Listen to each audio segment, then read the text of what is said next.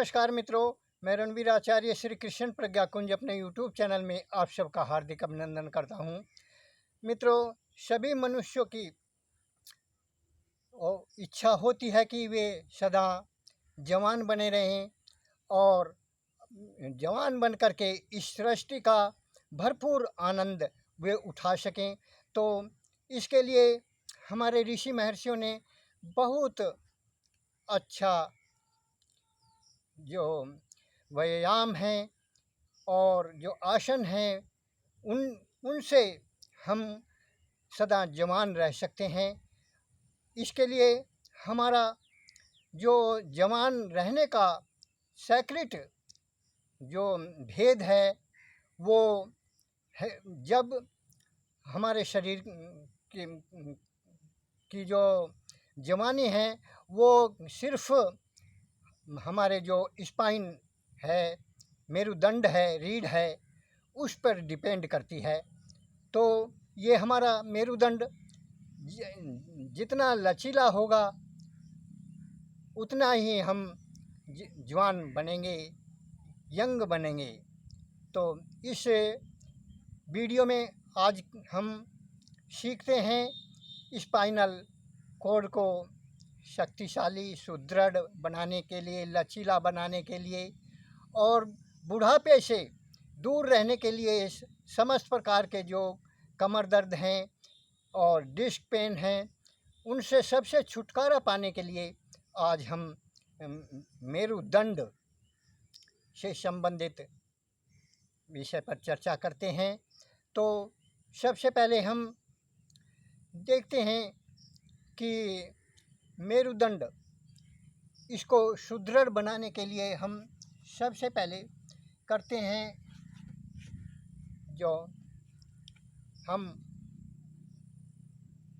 पद्मासन पर बैठ जाते हैं और इस पद्मासन पर हम सीधे बैठ करके अपनी रीढ़ की हड्डी को बिल्कुल सीधा करते हैं और ध्यान अपनी भ्रुकुटी में लगाते हैं।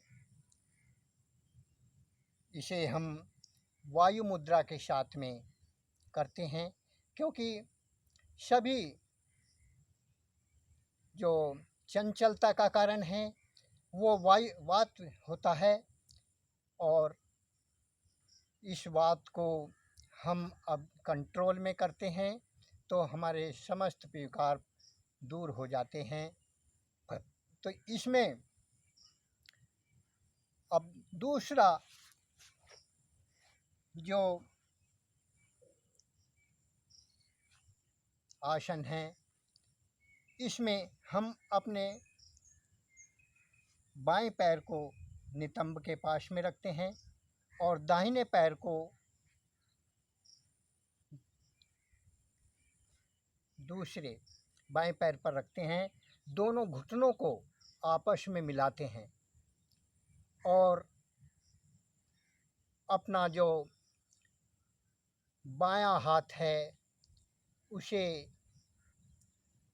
कमर पीछे से ले जा कर के अपने दाहिने हाथ से बाएं हाथ के पंजे को पकड़ते हैं और शरीर को खींचते हुए रीढ़ को सीधा करते हुए रीढ़ पर दबाव बनाते हुए उसका खींचते हैं और आसमान की तरफ को देखते हैं।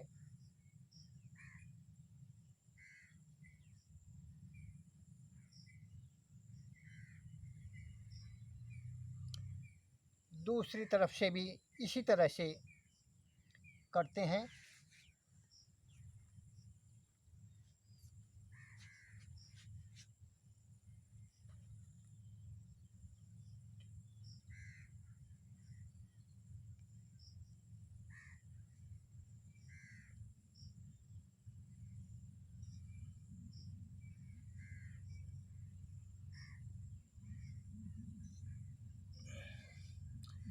ये इस आसन से हमारी जो रीढ़ की हड्डी है वो लचीली होती है, सीधी होती है। और अब हम दूसरा आसन करते हैं। इस आसन में हम पेट के बल लेट जाते हैं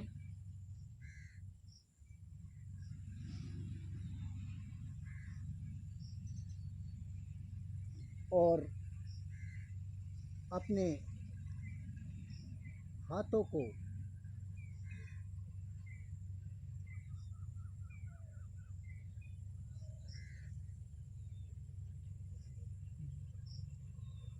धीरे धीरे सांस भरते हुए हम अपने शरीर को पूरा ऊपर की ओर उठाते हैं और फिर धीरे धीरे सांस छोड़ते हुए नीचे आ जाते हैं। ये भुजंग आसन होता है और इसी में हम धनुरासन करते हैं। अपने पैरों हाथों को पीछे ले जाते हुए और टखने पकड़ लेते हैं और ये बीच का भाग ऊपर उठा देते हैं धनुष की तरह।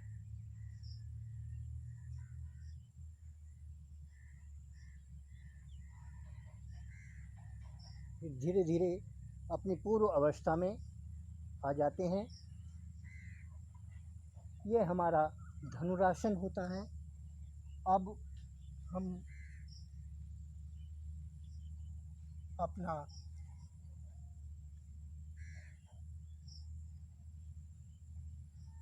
कमर के बल लेटते हैं और इसी अपने पैरों को सिकोड़ते हुए हाथों को पीछे ले जाते हैं और ये चक्र आसन की अवस्था होती है। ये चक्र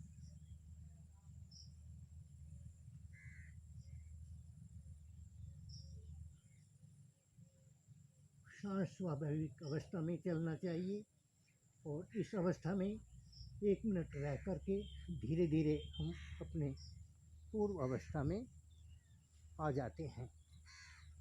ये चक्रासन जो होता है वो हमारे उदर को सही करता है और हमारी जो स्पाइनल है, मेरुदंड है, उसे लचीला बनाने में बहुत ही मददगार है। तो इसका हम अब सदा जवान बने रहने के लिए इसका हम अभ्यास करते हैं। अब दूसरा आसन पश्चिमोत्तासन है। इस आसन में हम सांस भरते हुए अपने दोनों हाथों को ऊपर उठाते हैं और धीरे धीरे सांस छोड़ते हुए पेट को पीछे कमर से मिलाते हुए धीरे धीरे आगे की तरफ झुकते हैं। बड़ी आसानी से निरंतर अभ्यास के हम जितना भी शुरू में झुक सकें झुकें। जोर ज़बरदस्ती नहीं होनी चाहिए क्योंकि स्थिर सुखम आसनम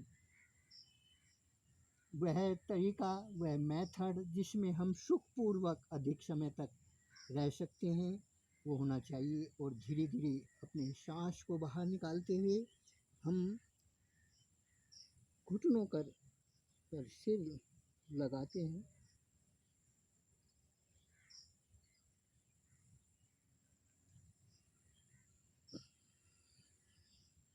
फिर धीरे धीरे अपने सांस भरते हुए अपनी पूर्व अवस्था में आ जाते हैं। ये पश्चिमोत्तासन है। ये सभी प्रकार के मानसिक भावना को, शारीरिक और मानसिक आत्मिक सभी प्रकार के रोगों को ये दूर करने वाला है। सदा इससे जवानी बनी रहती है और इसी अवस्था में हम धीरे धीरे पीछे की तरफ लेटते हुए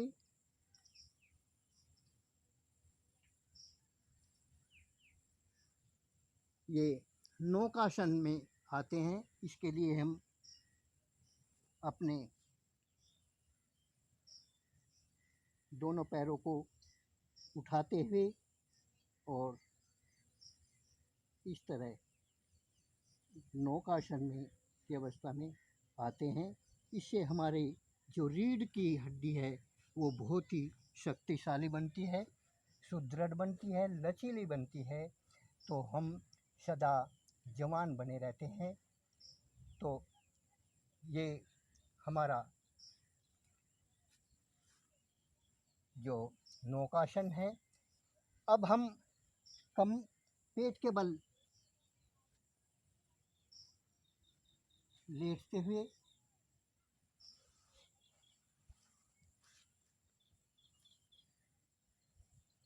फिर पुनः हम अपने दोनों कोहनियों को ज़मीन पर रखते हुए ठोड़ी को हथेलियों पर इस तरह रखते हैं और जो नाभि तक का भाग ऊपर उठा करके सारा वज़न हम अपने हथेलियों पर देते हैं और पैरों को पीछे की तरफ मोड़ते हैं। इससे हमारी हथेली, हमारी रीढ़ की हड्डी सुदृढ़ होती है, लचीली होती है और उसके समस्त विकार इससे दूर होते हैं। जो स्लिप डिस्क की बीमारी है वो सब इससे दूर होती है। हमें वज़न जो है अपने हाथों पर रखना चाहिए और नाभि तक का भाग ऊपर उठाना चाहिए। तो इस अवस्था में हम धीरे धीरे अपने पूर्व अवस्था में आ जाते हैं। इस आसन को भी हम करके लाभ उठा सकते हैं इस तरह से। और अंतिम आसन जो है वो हमारा मेरुदंड आसन है।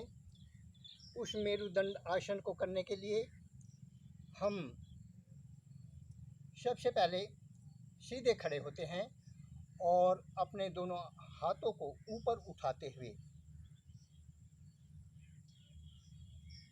और दोनों कानों से अपने हाथों को मिलाते हैं और धीरे धीरे सांस बाहर निकालते हुए जो पश्चिमोत्तासन हमारा जो पादहस्तासन है उसकी अवस्था में धीरे धीरे आते हैं।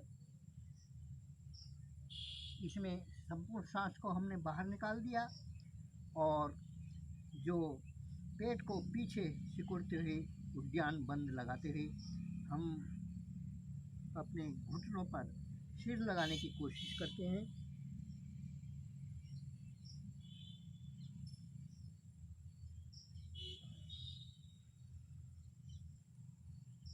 और फिर धीरे धीरे सांस भरते हुए ऊपर आते हैं। इसमें जो पीछे अब सांस छोड़ते हुए पीछे अर्धचक्रासन की अवस्था में पीछे यथाशक्ति जितना भी मुड़ा जा सकता है उतना हम पीछे मुड़ते हैं।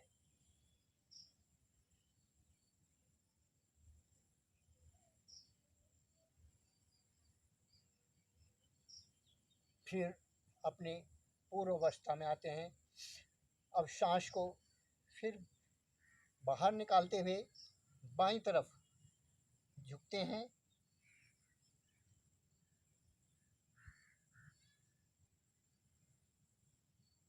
कमर को हम जितना भी मोड़ सकते हैं आसानी से मोड़ें, जोर जबरदस्ती नहीं। और हमारे हाथ जो है कानों को छूते हुए रहने चाहिए। सांस को बाहर निकालते हुए हम बाईं तरफ झुकते हैं।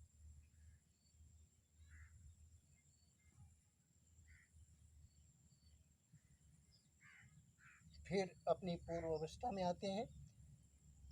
कुछ फिर हम सांस को बाहर निकालते हुए फिर अपने दाहिनी तरफ झुकते हैं।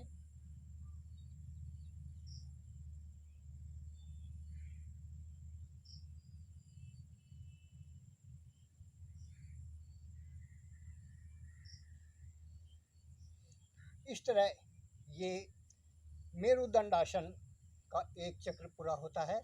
हम इसके अपनी सामर्थ्य अनुसार धीरे धीरे अभ्यास बढ़ा करके 4, 5, 10 तक इसके चक्र करते रहते हैं। इस एक ही आसन से हमें पूरा लाभ हो जाएगा और हमारी जो स्पाइन है, वो मेरुदंड है, वो लचीला बनेगा, सुदृढ़ बनेगा, शक्तिशाली बनेगा, और उससे समस्त प्रकार के जो विकार हैं उसके वो दूर हो जाते हैं। क्योंकि स्पाइन, हमारी स्पाइन में ही मस्तिष्क का जो अनैच्छिक क्रिया हैं उनको पूरा करने की सामर्थ्य होती है। वो जो सुषुम्ना है उसका केंद्र ये मेरुदंड ही होता है। तो इससे हम समस्त प्रकार के विकारों को दूर कर सकते हैं। तो हम अपने समस्त विकारों को दूर करें और अपने शरीर को लचीला बनाएं। इसके साथ साथ ही हम पौष्टिक भोजन करें, और 40 साल की उम्र से ज़्यादा हमें विटामिनों को का लवणों का इस्तेमाल करना चाहिए। तो हमें जो आयुर्वेद में रसायन हैं उनका सेवन करना चाहिए, तो हम सदा स्वस्थ, तंदुरुस्त और जवान बने रहेंगे। तो इसका हम अभ्यास करें। आज की वीडियो में इतना ही, मिलते हैं अगली वीडियो में, तब तक के लिए वंदे मातरम, जय श्री राम।